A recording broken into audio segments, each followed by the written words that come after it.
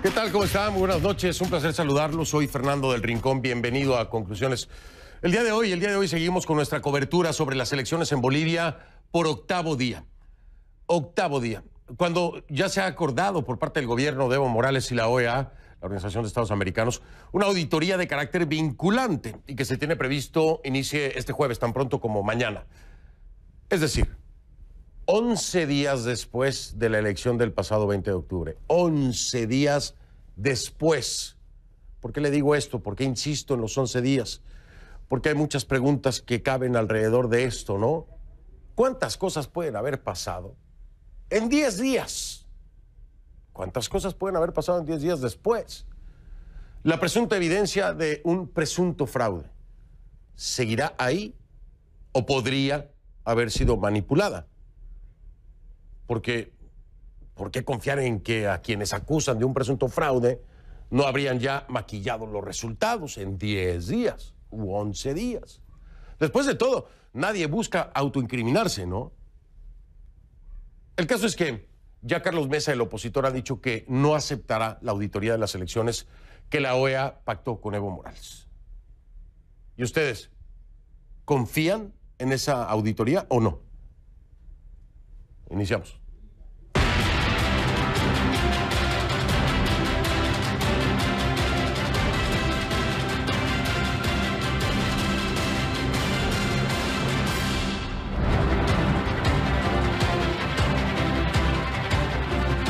Te pido que a partir de este momento me acompañe utilizando la etiqueta numeral CONCLUELEX-BOL8.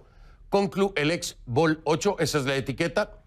Conclu, el ex de elecciones, Bol de Bolivia 8, octavo día de cobertura del equipo de conclusiones.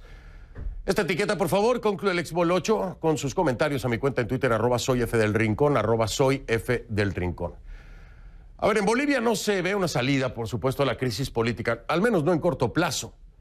Un día más, la calle cuestionó los resultados de las elecciones del 20 de octubre, en un intento de alejar las sospechas de fraude. La Organización de los Estados Americanos comenzará entonces este jueves una auditoría del cómputo oficial. Así lo anunciaba el canciller Diego Pari, quien aseguró que los resultados de la misma serán vinculantes. Escúchelo. Ya hemos concluido los trabajos de coordinación, hemos concluido los acuerdos a ser firmados entre el Estado Plurinacional de Bolivia y la Organización de los Estados Americanos, para que se pueda realizar la auditoría integral a las elecciones del día 20 de octubre, a las elecciones generales del día 20 de octubre realizadas en nuestro país. Esa auditoría se centrará esencialmente en 4 aspectos. ¿Cuáles son? Verificación del cómputo. Eso incluye, por supuesto, actas, papeletas y votos. Ese es el primero, ¿no?, de los puntos. Verificación del cómputo. Le repito, actas, papeletas y votos. Verificación del proceso informático. Esto es clave. Bueno, el anterior también, ¿eh? Pero, a ver, este es clave porque es uno de los aspectos más criticados del proceso después de que el sistema de transmisión de resultados preliminares se interrumpiera inexplicablemente. La revisión se encargará además de los componentes estadísticos y las proyecciones. Y revisará todo lo relacionado con la custodia en las urnas, otra queja también. Bueno, creo que en cada uno de estos renglones hay quejas, ¿eh? En algunas más, en otras menos, pero en casi todos los renglones hay quejas, hay denuncias. Unas 30 personas trabajarán en la auditoría, cuyos resultados se esperan para dentro de unos 10 o 12 días. Pero tampoco en esto oficialismo y oposición se ponen de acuerdo. El intento de llegar a un consenso está siendo, pues de nueva cuenta, el pretexto para un encontronazo. Carlos Mesa rechazó esa auditoría de la OEA. Al menos no la acepta en estos términos, en los términos actuales. Él dice, fue pactada unilateralmente entre el organismo regional, es decir, la OEA, y el gobierno de Morales. Sin contar, esto es muy importante, ¿eh?, sin contar con su partido. Es un punto que podríamos decir tiene razón, ¿no? O sea, aquí las partes involucradas, además de que son todos los bolivianos que están interesados en este resultado y en esta auditoría, pues también tiene que incluir a los dos punteros, ¿no? Representantes de los dos bandos. ¿O que nada más la OEA, el MAS y ya nadie más? La OEA, el MAS y nadie más. Entonces dice, bueno, no contaron con nosotros como partido, pero tampoco, que ahí están todos los demás bolivianos también en la calle, ¿no? Los que están protestando pacíficamente, que no fueron contados en cuenta. No fueron tomados en cuenta, perdón, que son representantes de la sociedad civil, no hubo. Pero ¿cómo lo dijo Carlos Mesa? Lo dijo así. La auditoría acordada entre la OEA y el candidato del MAS no ha consultado ni al país ni nuestras condiciones, principalmente las de desconocer los resultados del cómputo realizado por el Tribunal Supremo Electoral y la necesaria participación de representantes de la sociedad civil en el proceso. Nosotros no aceptamos la auditoría en los actuales términos pactados unilateralmente. Las escenas de ayer en Cochabamba se repitieron el día de hoy. Grupos afines a Evo Morales trataron de levantar los bloqueos opositores en la ciudad y se repitieron los choques. La población está enfrentada, o al menos eso parece, ¿no? Algunos atacan, otros defienden. Sus líderes también están enfrentados. Para Morales, el fraude electoral es un invento de la oposición. Para la oposición, la auditoría de los resultados constituye otro engaño de Morales. Pero vamos hasta Cochabamba, donde Gustavo Valdés preguntó a la gente qué opinan de esa auditoría. Ponga atención. Las calles vacías en Bolivia parece ser lo normal. Luego de 9 días de manifestaciones, estas barricadas se han convertido no solamente en una forma de protesta cívica. Aquí en Cochabamba también dicen que es una manera de proteger la ciudad. Pero nos han agarrado aquí todos estos vándalos que han venido de repente a atacarnos. Enfrentamientos ocasionados cuando grupos alineados con el presidente Evo Morales intentaron entrar a Cochabamba y levantar los bloqueos. La tensión el miércoles llegó al punto que los jóvenes que organizan el perímetro del bloqueo dicen tener una nueva misión. Ahora dicen que no es solamente un movimiento político para que se respete el voto, es una resistencia. Porque estamos en resistencia, estamos evitando lo que este gobierno nos quiere hacer. En medio de la controversia está la policía, que algunos acusan de ayudar a los grupos externos, pero otros los consideran aliados. Es sumamente difícil, porque ambos bandos tienen sus pretensiones individuales en las que, si bien nosotros como procedimiento nos aproximamos a sus dirigentes para persuadirlos, para indicarles de que si bien están en un derecho a la movilización y a la expresión libre, también tienen que considerar el derecho del resto de las personas que no participan por una parte en estos conflictos y también evitar la confrontación, la agresión, la provocación para no llegar a hechos que tendremos que lamentar. Y la solución al conflicto ahora parece ser más complicada, porque si el movimiento cívico comenzó como un llamado para que se respetara una segunda rueda electoral que decían era necesaria, el anuncio del gobierno el miércoles de que se realizará una auditoría de las elecciones, monitoreadas por organismos internacionales, ahora no es suficiente. Porque sabemos que estas elecciones ya han sido un fraude. La auditoría es una distracción. Aquí no hay segunda vuelta, él tiene que irse porque tiene que irse.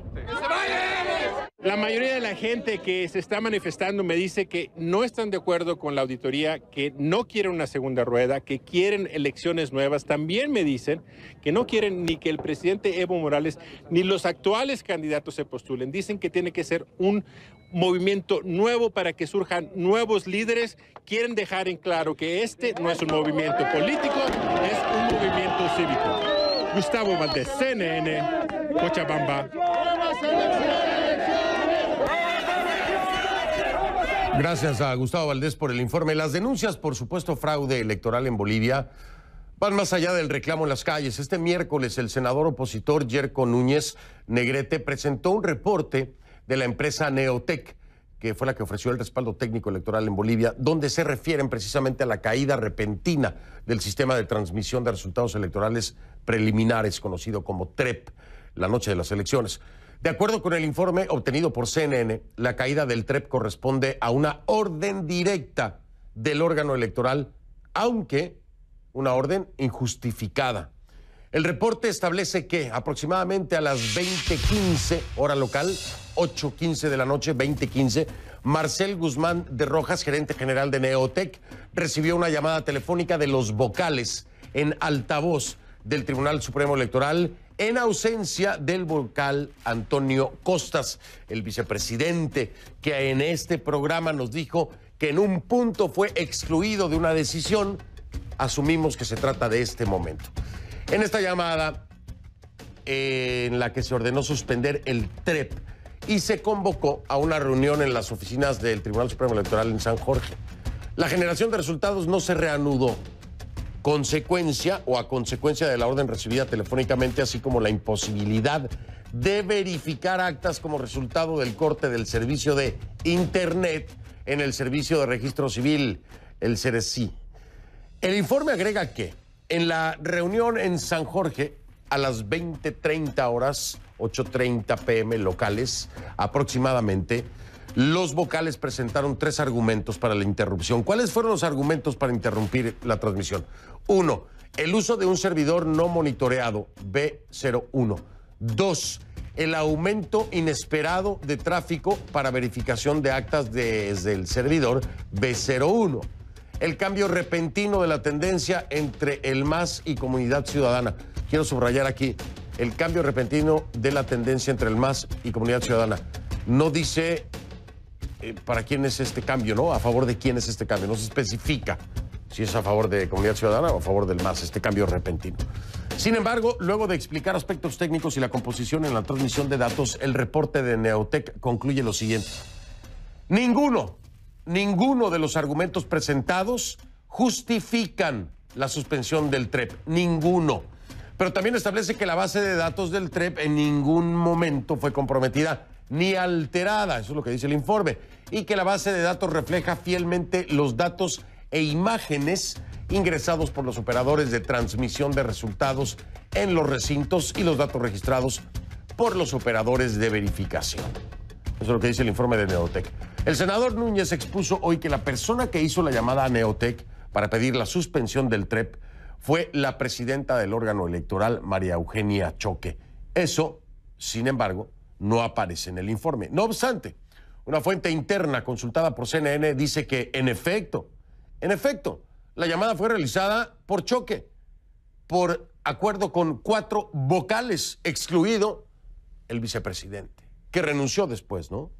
El equipo de conclusiones consultó al órgano electoral sobre este hecho y también solicitó entrevista con María Eugenia Choque, pero no obtuvimos respuesta. Nos alertaron que llevarían a cabo una conferencia de prensa donde se pronunciarían al respecto. En esa conferencia, el vocal Ildefonso Mamani, sin ofrecer detalles sobre la llamada o el proceso de decisión para suspender el TREP, dijo que defendían la decisión porque el compromiso fue presentar únicamente el 80% de los resultados. Y la llamada, Ildefonso Mamani, esto dijo, escuche. Estamos presentando aquí un recorte del periódico La Razón, donde dice, esto es del 9 de octubre, esto es el 9 de octubre que lo tenemos todos, dice, a 2 horas del cierre de la jornada electoral, el Tribunal Supremo Electoral publicará 80% de los resultados preliminares. Eso fue el compromiso de esta institución. Y superamos esta proyección. Hemos presentado al 83% los resultados nosotros. Entonces no podemos decir de que nuestra decisión haya sido equivocada, porque nosotros teníamos una proyección que era del 80%. El candidato opositor Carlos Mesa dijo anteriormente que el compromiso era presentar el 100% de los votos, no el 80%. En esta conferencia de prensa, Mamani también resaltó la parte del informe de Neotec donde señala que la base de datos del TREP en ningún momento fue comprometida ni alterada. Ahora, todo esto suena muy técnico, ¿no? Muy perfecto. Usted se preguntará, ¿por qué es importante entonces? Bueno, es importante porque, como usted recordará, el pasado 20 de octubre el conteo rápido visible en la página del órgano electoral avivaba la posibilidad de una histórica segunda vuelta electoral, debido a que había una diferencia de menos de 10 puntos porcentuales entre Evo Morales y el candidato opositor, Carlos Mesa. No obstante, después de la caída del sistema TREP, que duró unas 23 horas aproximadamente, la tendencia cambió a favor de Morales. Diversos sectores políticos, sociales y expertos independientes aseguran que durante la caída del sistema TREP pudo haberse cometido fraude electoral. Imagínense, 23 horas con el sistema caído. Un señalamiento que las autoridades electorales rechazan y que CNN no puede confirmar de manera independiente. Además, no hay evidencia que involucre a alguna autoridad electoral con estos presuntos hechos, pero sí resaltamos que el grupo de observadores electorales de la OEA y los representantes de la Unión Europea han dicho que la interrupción repentina del TREP es inexplicable y la tendencia a favor de Morales que surgió después de la caída del TREP es difícil de justificar, difícil de justificar. Ahora, aquí hay un dato también muy importante de Neotec, de esta empresa. Es que Neotec provee las herramientas necesarias para la transmisión de datos. Hasta ahí llega. El conteo depende del órgano electoral plurinacional. El conteo. Es decir, Neotec solo recibía los datos, pero los que cuentan no son ellos, para dejarlo claro, para ir deslindando responsabilidades, ¿no? Vamos a analizar el hecho con un protagonista.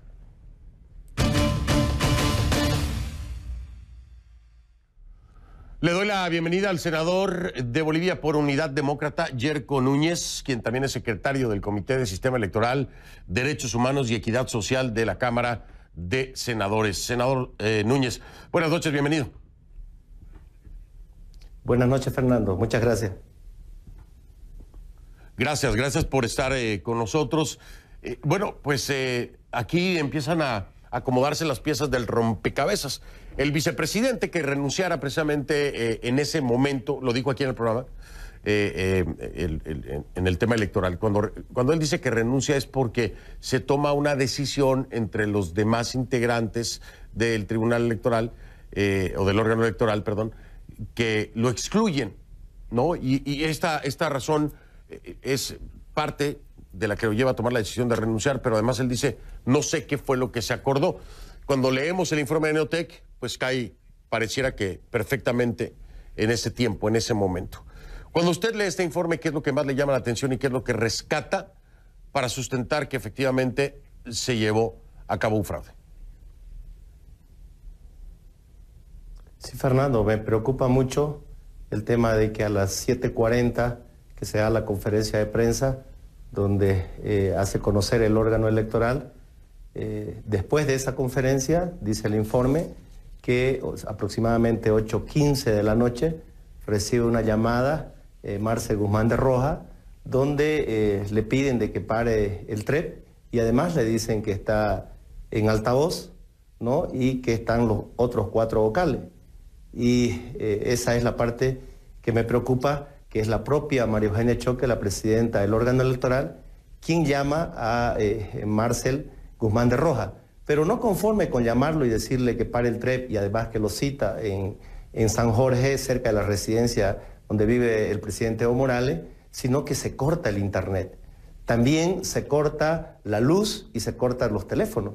Eso es la parte que me parece sorprendente y ahí entendemos los bolivianos por qué se para el TREP y luego de esas 16 horas, porque se reinicia a las 2:30 de la tarde, lo vuelven a convocar a Marcel Guzmán de Roja nuevamente en la residencia.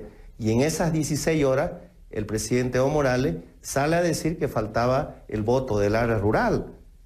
Y hemos escuchado a Antonio Costas, que decía en tu programa que había ya llegado el voto rural. Y yo quiero aquí darle la razón a Antonio Costa, porque en ese mismo informe habla de que han contratado 51 antenas satelitales que la contratan de la Agencia Boliviana Espacial, alquiladas y compradas. Estas antenas eran precisamente para tener el voto del área rural. Además contratan más de 600 movilidades que eran que tenían que llevar de los recintos electorales, aproximarse hasta donde haya señal, donde estaban colocadas estas antenas, y de ahí mandar la señal. O sea, esto estaba diseñado para que aproximadamente a medianoche podamos conocer todos los bolivianos la información, los resultados de quién había ganado las elecciones.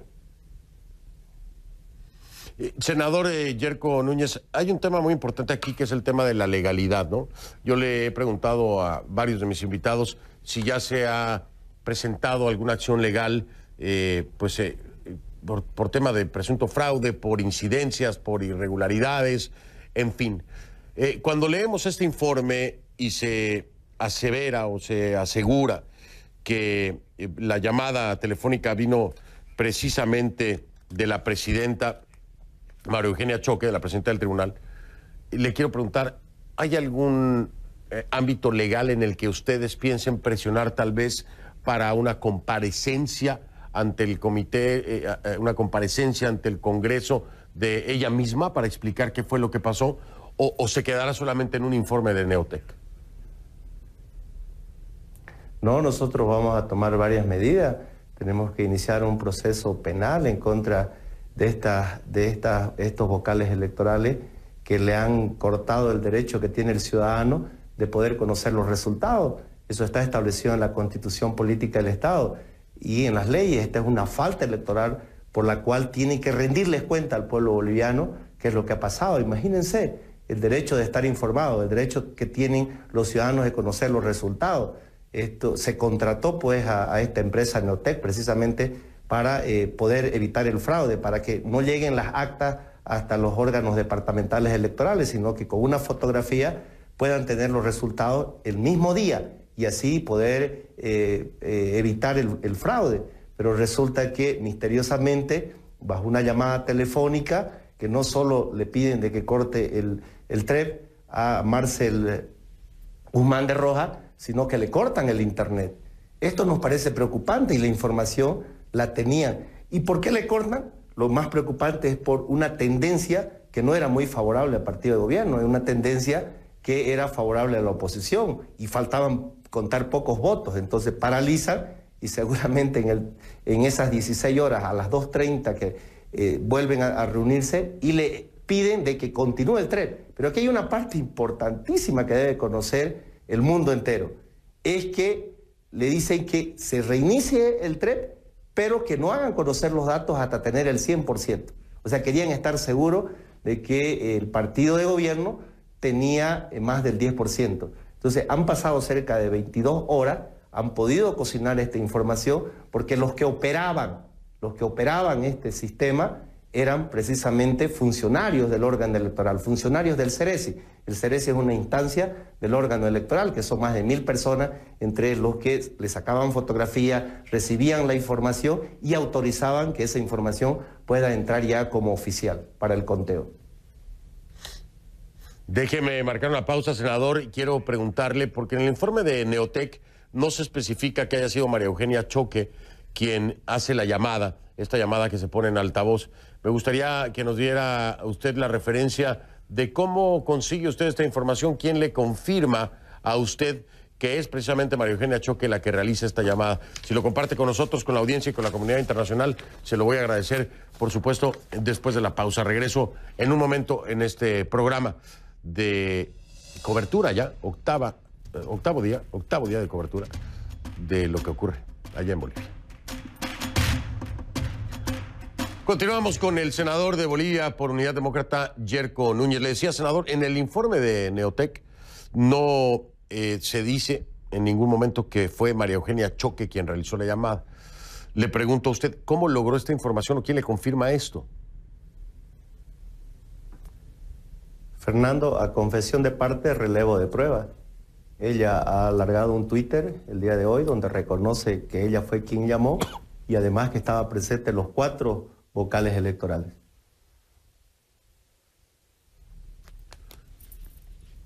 Entonces, es a raíz de este tuit que usted confirma, bueno, que ella confirma en dado caso, ¿no?, que fue ella la que realizó esta llamada. Partiendo de todo esto que hemos leído en Neotec, entender que si se hace una auditoría tomando en cuenta cada uno de los renglones que la OEA ha señalado, tomará en cuenta, ¿qué le parece a usted y por qué no está de acuerdo en esta auditoría? No estoy de acuerdo, Fernando, porque se ha cometido delitos electorales, porque se ha quitado el derecho de los ciudadanos de poder conocer la información en el momento preciso, se ha cortado el internet, se ha cortado la luz, no había teléfono. María Eugenia Choque lo convoca a Marcel Guzmán de Rojas a otras oficinas del órgano electoral para decirle que pare, para decirle que las tendencias no eran favorables. Y si usted recuerda qué hicieron los veedores internacionales, el mismo día de la elección recomiendan la segunda vuelta. Entonces, ¿por qué recomiendan la segunda vuelta? Porque ellos conocían que se para el Internet, porque ellos conocían que no había alumbrado público, porque ellos no había alumbrado en el órgano electoral, porque sabían que no había teléfono, porque sabían y conocían de todas estas irregularidades. Yo tuve una solicitud al Marcel, precisamente porque soy parte del comité electoral, le pedí que él venga a la Asamblea Legislativa para poder reunirme, para que me informe qué es lo que pasó, para que el pueblo boliviano pueda conocer por qué se paró el Internet. Tenían que decirle a los bolivianos. Y lamentablemente ese día no fue posible que llegue a la Asamblea Legislativa el día lunes, porque yo lo convoqué a las 10 de la mañana.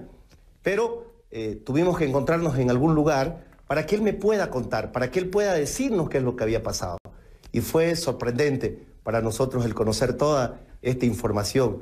Fue, la verdad, impresionante poder escuchar todo esto. Nosotros vimos claramente de que aquí había una orden del órgano electoral de parar, de cortar el Internet, porque las tendencias no eran favorables, porque ya faltaba contar cerca del 17%, ya el país conocía los resultados al 83%, ya las tendencias era muy difícil de cambiarlas. Por eso consideramos nosotros de que aquí se ha infringido la norma electoral en nuestro país. Por lo tanto, los organismos internacionales dijeron se debe ir a segunda vuelta, y de manera misteriosa, sorprendente, nos sale Almagro a decir auditoría, cuando él sabe que los veedores internacionales quienes vinieron al país, de todas estas irregularidades, ellos mismos fueron los que pidieron la segunda vuelta en su momento, que ahora el pueblo boliviano no lo acepta por todas estas irregularidades que hemos venido nosotros denunciando. Este es un muy buen punto, ¿eh? Este es un muy buen punto, hay que decirlo. Efectivamente, la OEA y la propia Unión Europea pide una segunda vuelta. Segunda vuelta. ¿Por qué ahora una auditoría cuando antes se recomendó una segunda vuelta? ¿Por qué? Pareciera un poco contradictorio, digo yo. No, auditoría no, ya les dijimos, se recomienda una segunda vuelta. Esa hubiera sido una respuesta en el mismo sentido y en la misma línea de lo que inicialmente dice la OEA. Pero, bueno, veremos, amanecerá y veremos, dicen. Senador Yerko Núñez, muchas gracias, senador, por compartir con nosotros toda esta información. Es usted muy amable. Muchas gracias, Fernando. Gracias a usted. Voy a marcar una pausa, regreso. Mi próximo invitado es Luis Guillermo Solís, expresidente de Costa Rica. ¿Pero por qué es tan importante? Bueno, él encabezó la misión de observación electoral de la OEA, de la Organización de los Estados Americanos, para las elecciones generales en Guatemala. ¿A qué me refiero? Tiene todo el conocimiento de lo que se revisa, de lo que ven los observadores y de lo que está pasando en Bolivia. ¿Qué podemos sacar a colación? Voy a hablar con él, ahí está en pantalla, en un momento después de la pausa. Le doy la bienvenida a Luis Guillermo Solís, expresidente de Costa Rica. Él encabezó la misión de observación electoral de la OEA, de los Organización de Estados Americanos, en las elecciones generales en Guatemala, que también estuvieron bien calientes, ¿no? ¿Cómo está, presidente? Don Fernando, gusto saludarlo. El gusto es mío, hombre. Hace un buen rato que no lo veo. Hace que no conversábamos, bueno. La última vez que lo vi fue en Costa Rica. Sí, señor. ¿No? Con un gran... Y ya era presidente en ese momento. Claro, ¿no? Y fue cuando el problema de los cubanos varados. Efectivamente. ¿Se acuerda? Así es. Oiga, presidente, usted que ha estado en esto de las elecciones, y una elección también muy complicada con Guatemala, con candidatos que fueron sacando de uno en uno, le pregunto, no sé si lo meta en camisa de once varas, pero le pregunto, ¿qué tanto confía en una auditoría de la OEA? Bueno, mire, si se hace bien, como espero que se haga y como han prometido tanto el secretario general como los expertos que están participando en ella, creo que tendría un nivel de credibilidad alto, ¿verdad? Especialmente porque además el gobierno de Bolivia ha dicho que aceptará los resultados de esa... Vinculante, ¿no? Que va a ser vinculante de esa auditoría. Evidentemente hemos tenido hoy noticias que complican el panorama, primero porque el señor Mesa ha dicho que rechaza absolutamente la auditoría y ahora porque conocemos los datos nuevos que usted ha presentado sobre las declaraciones del dueño de la empresa de cómputo.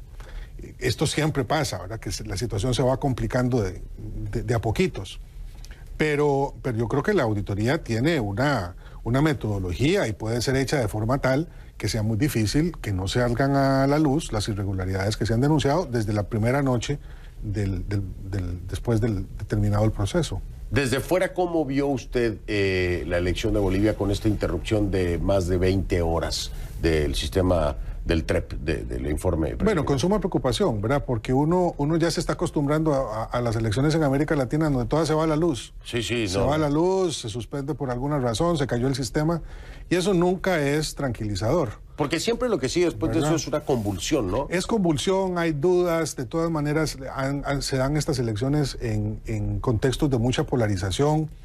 Y no es nuevo esto tampoco. Acuérdese usted, en México fue de las primeras en donde se fue la luz. Voto, y después hay que entrar voto por voto. La gente se calienta mucho y generalmente uno lo que esperaría es que el conteo preliminar, que siempre hay que decirlo, porque después tiene que revisarse todo papeleta por papeleta, se haga lo más rápidamente posible. Y cuando hay atrasos, y especialmente atrasos que son un poco inexplicables, pues siempre se generan dudas.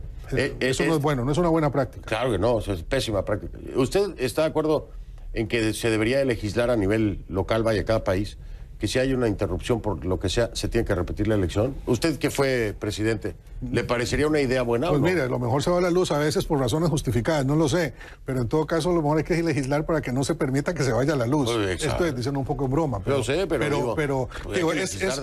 una cosa muy complicada que las elecciones terminen con un apagonazo, es decir, eso en el momento del conteo. Y no importa si el conteo va muy adelantado o va muy tempranamente, se hace muy tempranamente el apagón, porque el resultado es el mismo: desconfianza, enojo y más polarización, lo cual no es bueno para el proceso electoral en su conjunto, ¿verdad? Oiga, aquí hay un tema que yo comparo con una escena de crimen, ¿no?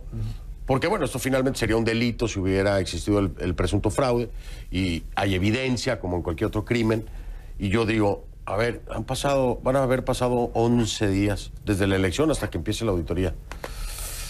¿No le parece que suficiente tiempo para maquillar cualquier cosa que se necesite maquillar? Porque al final de cuentas, si están acusando un fraude, un presunto fraude, el órgano electoral y todos estos actores estarían involucrados.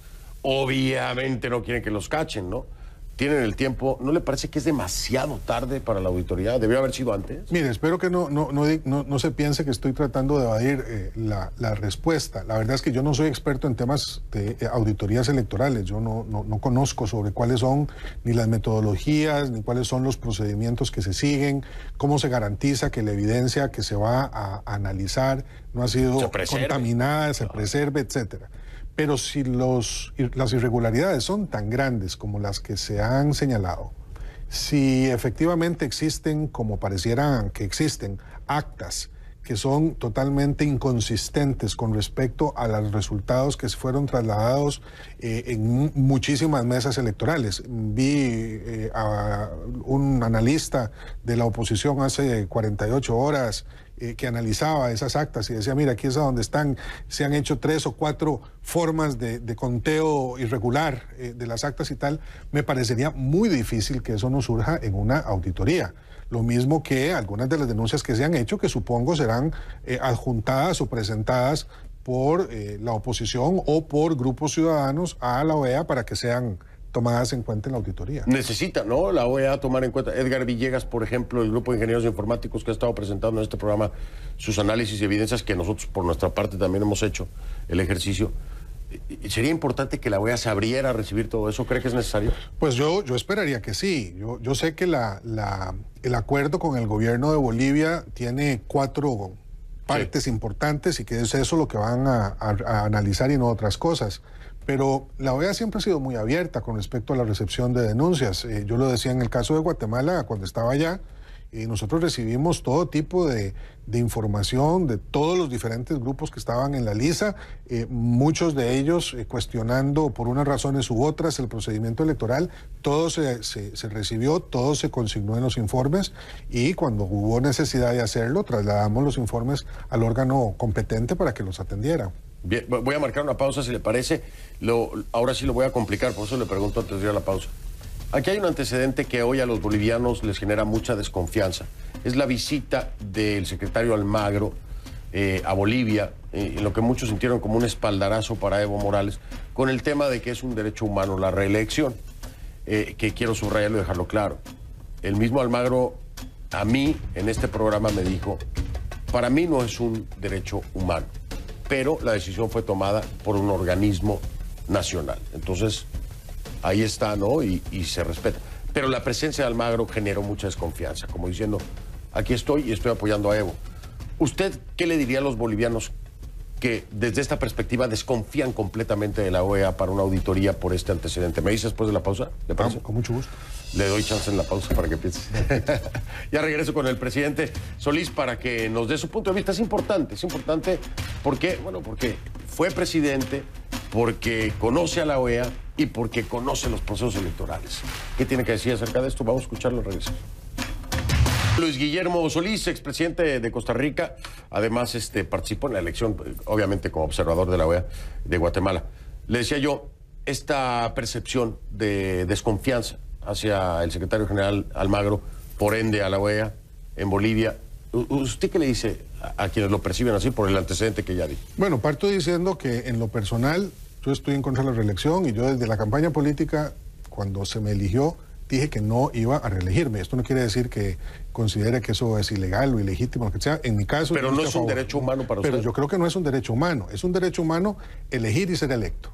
Eso sí, ¿verdad? Pero hay una limitación que establece la ley. Cada país resuelve si hay reelección, cómo se tutela y cuántas veces, si es que esta es limitada. En todo caso, debería de ser limitada. Yo no estoy a favor de una monarquía revestida de elección democrática, ¿verdad? En una república eso no funciona así. Claro, me parece, claro. Si tuviéramos un sistema parlamentario sería diferente, pero no lo tenemos. Entonces me parece que eso es inconveniente, es peligroso en algunos casos, que eso lleva a que el partido que está en el poder o el líder se endiose y además tiende a controlar todas las instituciones que deben ser independientes del Estado, los poderes públicos, y eso nos lleva a situaciones como lo que hemos visto en muchos lugares de América Latina, en donde se pierde la independencia judicial, se pierde la independencia electoral. Así es como yo lo veo. Por supuesto, en el caso de Bolivia hubo una resolución interna que es la que invoca el secretario general de la OEA. Entiendo que esto generara molestia en Bolivia. Yo no creo que el secretario tuviera segundas intenciones en esa visita. Visita muy frecuentemente o es visitado por los candidatos que se presentan. Pero bueno, esa es, yo creo que el contexto en el cual se ubica esa decisión de él de asistir.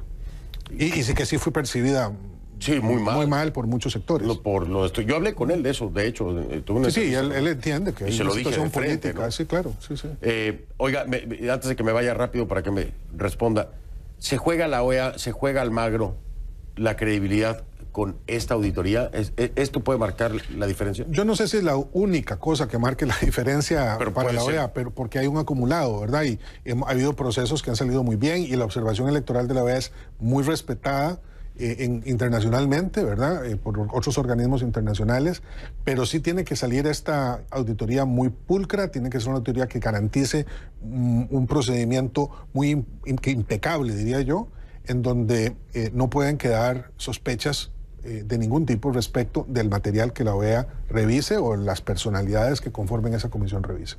Interesantísimo lo que va a pasar o lo que puede pasar con la OEA. Señor. Oiga, presidente, qué gusto saludarlo de nuevo. Un gran placer. Y gracias por acompañarnos. Gracias también a nuestros televidentes que siempre Por supuesto, créame que en Bolivia están agradeciendo mucho todas sus palabras, también están... Todo lo que queremos es para Bolivia, es paz, concordia y una salida que sea sin personas fallecidas, sin más violencia que desafortunadamente podría presentarse a partir de lo que hemos visto en este reportaje. Desgraciadamente. Sí, lo que queremos es paz para Bolivia, para todo el mundo. Y justicia, señores, justicia. Presidente, gracias. Buenas noches. Marco, pausa, regreso. El jueves 7 de noviembre, el jueves de la próxima semana, 7 de noviembre, un programa especial de 2 horas que comienza a las 8 de la noche, hora de la costa este de los Estados Unidos, 8 de la noche, hora de Miami, por CNN en español. El Chapo, 2 rostros de un capo. El documental que retrata la vida personal, además del negocio, de quien fuera uno de los narcotraficantes más poderosos del mundo. El Chapo, 2 rostros de un capo. Mañana, antes de despedirme para todos mis hermanos bolivianos, mañana tenemos confirmada entrevista con Marcel Guzmán de Rojas. ¿Quién es él? Pues de Neotec, el responsable de Neotec, Marcel Guzmán de Rojas. Vamos a hablar con él de esa llamada que le hicieron para parar los resultados preliminares, por qué, qué le dijeron. Mañana hablamos con él.